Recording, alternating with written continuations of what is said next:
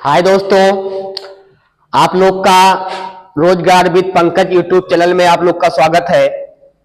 जैसा कि पता है कि उत्तर प्रदेश पुलिस की परीक्षा एकदम पास आ चुकी है। टाइम आप लोग के पास बहुत कम है, ज्यादा समय इधर उधर न गवाइए, केवल आप लोग पढ़ाई फोकस करिए। संविधान एक ऐसा टॉपिक है, सिविक्स, यहाँ कॉन्स्टिट्यूशन से ज्यादा क्वेश्चन यहाँ से बिलोंग करेंगे। बात समझिए, जितने टॉपिक आपके सिलेबस में दिया हुआ है संविधान से निचोड़ दीजिए, उसको पूरा एकदम अच्छे से पढ़ लीजिए। उसी टॉपिक में सबको पता है, लोकसभा राज्यसभा हम पढ़ा चुके हैं, राष्ट्रपति भी पढ़ा चुके हैं। इसके बाद उसी में टॉपिक दिया हुआ है संविधान संशोधन। संविधान संशोधन इंपॉर्टेंट चैप्टर है, टॉपिक है, यहां से क्वेश्चन परीक्षा में बिलोंग करते हैं, बहुत इंपॉर्टेंट है। तो जो मुख्य संविधान संशोधन है उसको आज हम पढ़ाएंगे। यहां पे लिख दिए, ज्यादा समय नहीं लेंगे। जो मेन है, जो सीधा परीक्षा में पूछेगा, गारंटी क्या, लगभग 90% चांस है, जितना बता रहे हैं यहीं से क्वेश्चन को यहां से आता है, ज्यादा नहीं। क्योंकि अभी तक जितने संविधान संशोधन हो गए उतना पढ़ोगे तो वहां से इतना बहुत बड़ा हो जाएगा सिलेबस। तो ऐसे कुछ है जो बहुत फेमस संशोधन है, जो बहुत परीक्षा में बार बार मतलब इंपॉर्टेंट की श्रेणी में उनको रखा गया है, वही बार बार पूछता है, उन्हीं को ध्यान देना है। ज्यादा समय न गवाते हुए हम शुरू करते हैं। टॉपिक का नाम है संविधान संशोधन। सुनिए, जब संविधान बन रहा था तो संविधान में आर्टिकल 368 में यह प्रावधान किया गया कि संविधान का संशोधन कर सकते हैं, उसमें कुछ नई चीजें जोड़ सकते हैं। तो संविधान संशोधन का प्रावधान भारतीय संविधान के आर्टिकल 368 में है। किसमें है? अगर पूछेगा भारतीय संविधान का संशोधन किस आर्टिकल में है तो क्या बताओगे? 300। संविधान के 368 अनुच्छेद में यही लिखा गया है, संविधान संशोधन, संविधान में संशोधन कर सकते हो। ऐसा क्यों कहा गया? क्योंकि समय बदलता रहता है, हम लोग को परिस्थितियों के अनुसार काफी बदलाव करना पड़ता है। तो समय के अनुसार हम लोग को बदलना पड़ता है, तो परिस्थितियों को देखते हुए हम संविधान में संशोधन कर सकते हैं। बात समझिए ना। लेकिन किसी नियम को काट नहीं सकते हैं, बस उसमें सुधार कर सकते हैं, उसको जोड़ सकते हैं, बस काटना नहीं सकते, उसको काट हटा नहीं सकते हैं। तो संविधान संशोधन अनुच्छेद 368 में किसमें है? तो यहाँ संशोधन वर्ष है, यहाँ विशेषताएं, मतलब क्या क्या संशोधन हुआ है उसको पढ़ना है। ज्यादा समय नहीं गवाएंगे। सबको पता है 26 जनवरी 1950 को भारत का संविधान लागू होता है और 26 नवंबर 1949 को संविधान आंशिक रूप से लागू होता है। 26 नवंबर 1949 को हमारा देश का संविधान आंशिक रूप से लागू हो जाता है। लेकिन सभी आर्टिकल लागू नहीं होते हैं। अगर पूछेगा संविधान पूर्ण रूप से कब लागू होता है तो 26 जनवरी 1950। तो 26 नवंबर को हम लोग संविधान दिवस भी मनाते हैं। पूछेगा संविधान दिवस कब मनाते हैं? 26 नवंबर को। और उसी के 2 महीने बाद 26 नवंबर 1949 को संविधान आंशिक रूप से लागू होता है। उसी के 2 महीने बाद 26 जनवरी 1950 को भारतीय संविधान पूर्णतः लागू हो जाता है। 284 लोग साइन मारते हैं संविधान में। संविधान की बुक खरीदिए, उसके पीछे 284 लोग का साइन है। बात समझ गए ना? इतने लोग। और उसको हैंड राइटिंग से लिखने का काम कौन किया है? संविधान को लिखने का काम कौन किया है? तो प्रेम बिहारी रायजादा बिहार के थे, उनको बुलाया गया। उनकी राइटिंग अच्छी थी, इटालियन राइटिंग में लिखते थे। तो लिखने के लिए मतलब वो जब संविधान लिख लिए तो हुआ जिसकी राइटिंग अच्छी है वो छाप डाले लिख के अच्छी राइटिंग में। तो बुलाया गया। पता लगा बिहार में एक नाम है प्रेम बिहारी रायजादा, उनकी राइटिंग बहुत अच्छी है। जब उनके पास सब लोग गए, उनको संविधान लिखने का ऑफर दिए कि आपको संविधान को लिखना है अपनी हैंड राइटिंग से, तो उन्होंने कहा कोई बात नहीं, हमको संविधान लिखने का ऑफर मिला, हमारे लिए बहुत सौभाग्य की बात है। लेकिन तुम लोग पूछे कितना रुपया लोगे संविधान सभा वाले, तो कहे कि हमको पैसा नहीं चाहिए, बस वही संविधान के पीछे हमारी फोटो लगा देना, हमारे दादा की फोटो लगा देना, बस हमको यही चाहिए। क्योंकि आज हम इस काबिल है तो हमारे दादा हमको यहाँ तक पहुंचाए हैं।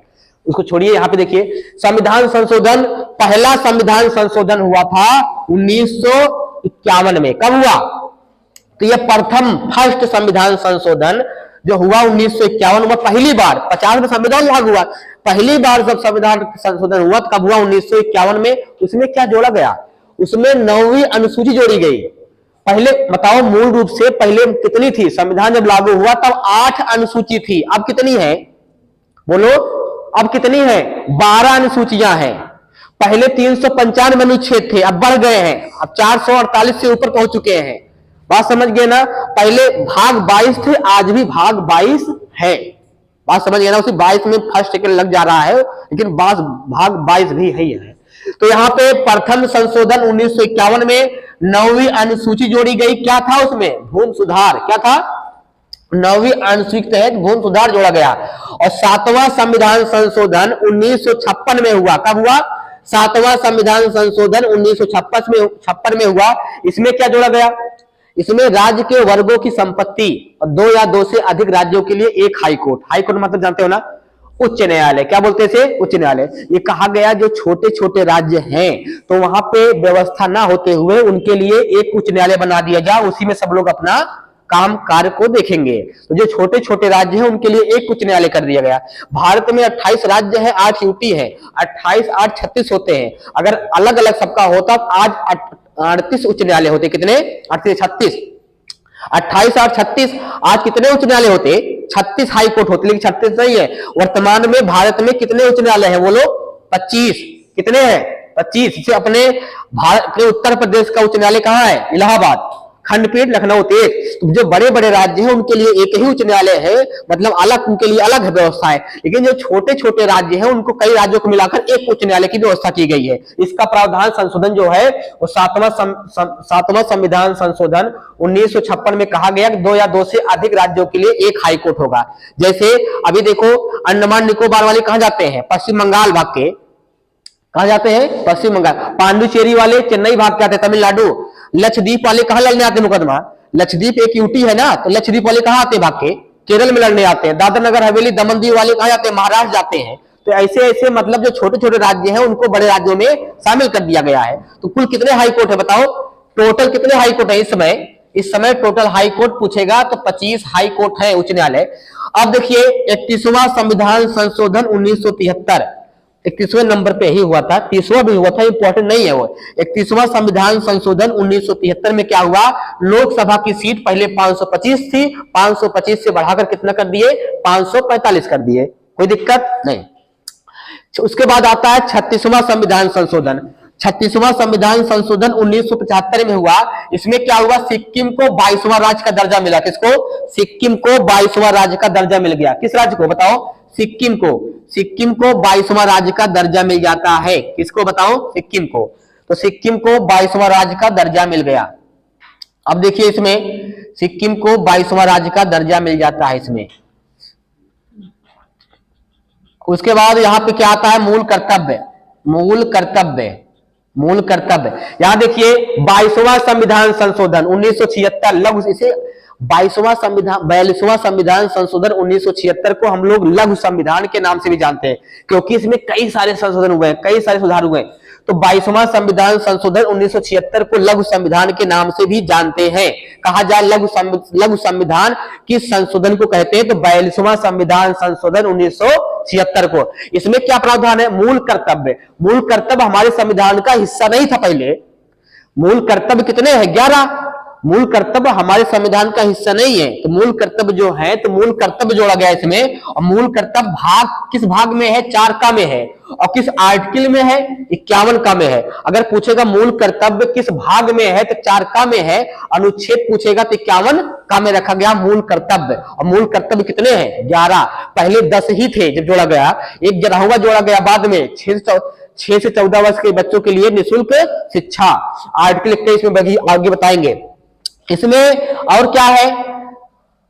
प्रस्तावना जोड़ी गई। क्या प्रस्तावना जोड़ी गई? तो प्रस्तावना में समाजवादी, पंथ निरपेक्ष, अखंडता, 3 शब्द जोड़े गए इसमें। उसके बाद 42वां संविधान संशोधन 1976 में और क्या है?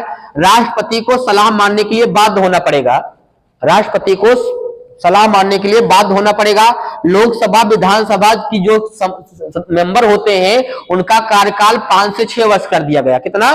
कि लोकसभा मतलब सांसद और विधानसभा मतलब विधायक, इनका जो कार्यकाल 5 वर्ष है, कितना कर दिया जाए? 6 साल कर दिया। इस समय कितना है?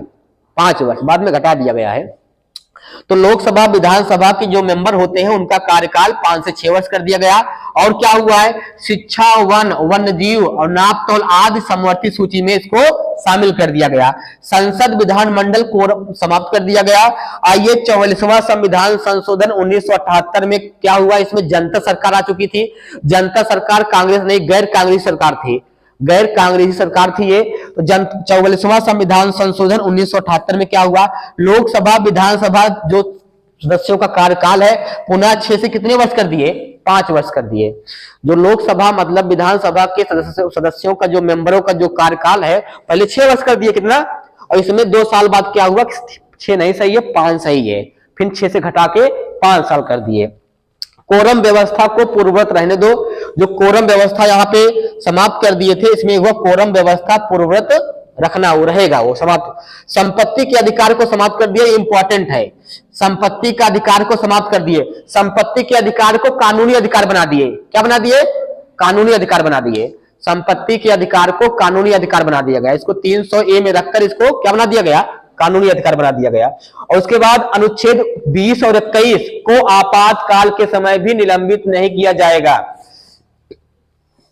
44वां संविधान संशोधन 1978 में एक सुधार और हुआ, एक संशोधन और हुआ कि आर्टिकल 20 और आर्टिकल 21 जो होगा, कोई आपातकाल आ जाए, कोई आपातकाल आ जाए, चाहे राष्ट्रीय आपात आ जाए, चाहे राष्ट्रपति शासन आ जाए, बात समझ गए ना, चाहे वित्तीय आपात आ जाए, इसको आपातकाल के समय हम इसको निलंबित नहीं कर सकते हैं, इसको छूट मिली रहेगी।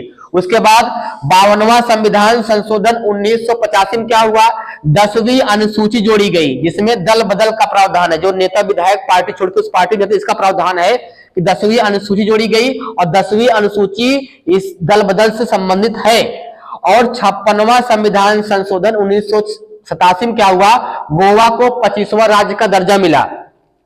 तो गोवा को 25वां राज्य का दर्जा संविधान संशोधन में जब लाया गया तो उस समय 1986 चल रहा था, सन था वो। और ये 56वां संविधान संशोधन 1987 में क्या हुआ, गोवा को 25वां राज्य का दर्जा मिला। उसके बाद 61वां संविधान संशोधन 1989 के तहत क्या संशोधन हुए हैं, लोकसभा विधानसभा में मतदान की आयु पहले 21 वर्ष थी, घटाकर कितना कर दिया, 18 साल।